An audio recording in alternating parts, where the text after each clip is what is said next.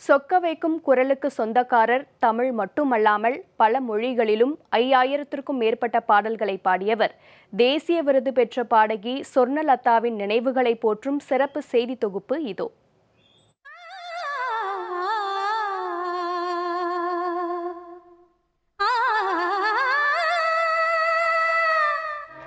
குயிலே போ போ, இனி நான் தானே என்று சொல்லும் அளவிற்கு தனித்துவமான குரலுக்கு சொந்தக்காரர்.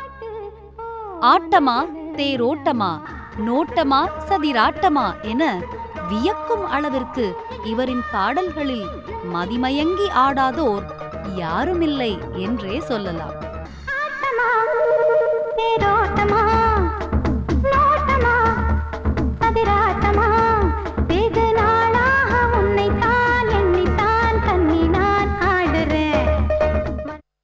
பதினான்கு வயதிலேயே பாட ஆரம்பித்த ஸ்வர்ணலதா கேரள மாநிலம் பாலக்காடு அருகே இசையோடு பின்னி பிணைந்த பெரிய குடும்பத்தில் பிறந்தவர்.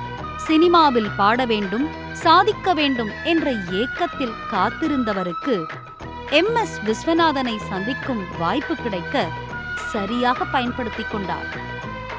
உயர்ந்த மனிதன் படத்திற்காக சுசீலா அவர்கள் பாடிய பால் போலவே வான் மீதிலே யார் காணவே நீ காய்கிறாய் என்ற பாடலை ஸ்ருதி பிசகாமல் பாடி அசத்தியிருக்கிறார் ஸ்வர்ணலதா. இவரின் குரலில் சொக்கிப்போன MSV அவர்கள் தனது அடுத்த படத்தில் சின்னஞ்சிறு கிளியே கண்ணம்மா என்கிற பாரதியாரின் வைர வரிகளில் உருவான பாடலை ஜேசுதாஸோடு சேர்ந்து பாடும் வாய்ப்பை கொடுத்தார். இது ஸ்வர்ணலதாவின் இசை பயணத்திற்கு அடித்தளமிட்டது.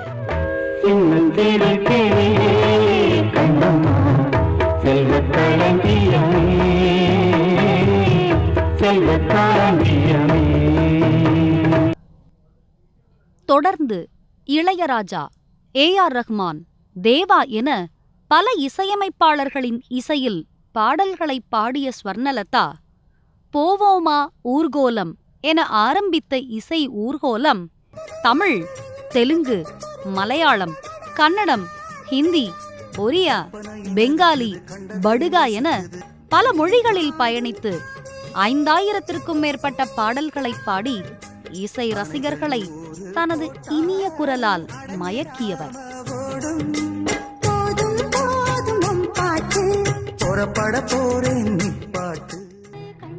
திருமண மலர்கள் தருவாயா, தோட்டத்தில் நான் வைத்த பூச்செடியே என பாடிய ஸ்வர்ணலதா அந்த பந்தத்தில் கடைசி வரை தன்னை இணைக்காமலேயே இருந்தவர்.